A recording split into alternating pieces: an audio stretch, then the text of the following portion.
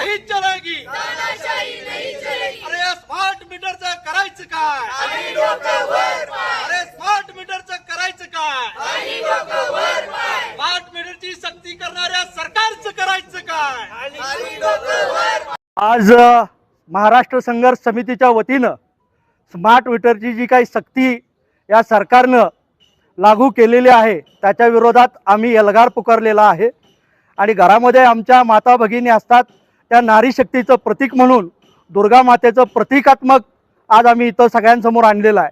कारण ही जर स्मार्ट मीटरची सक्ती थांबली नाही तर शिराळा तालुक्यात जसं आम्ही मीटर फोडायला सुरुवात केलेली आहे, तुम्हाला काही केसेस घालायच्या घाला, आम्ही हे सविनय कायदेभंगासारखं स्मार्ट मीटर फोडायचं आंदोलन हातात घेणार आहे। शिराळा तालुक्यापासून तिथं सुरुवात केलेली आहे।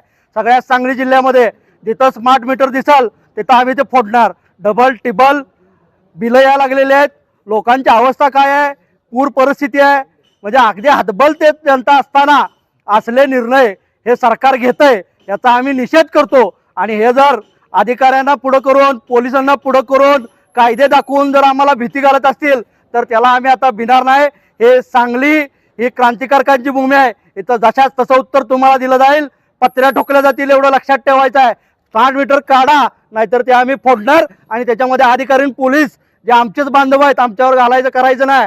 म्हणून ही दुर्गा शक्ती जागृत करून हे आम्ही स्मार्ट मीटर हे सगळं भूत हे पळवून लावणार आहे, एवढंच लक्षात घ्या। नमस्कार, माझं नाव मृतुजा शरद पाटील, मी महाराष्ट्र संघर्ष समिती महिला उपाध्यक्ष आहे।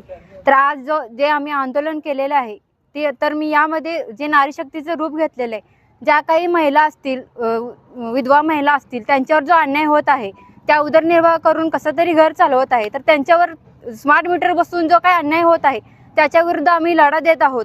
जर यांनी जर स्मार्ट मीटर नाही काढलं तर आम्ही जो इशारा दिला आहे तो अंमलात आणू।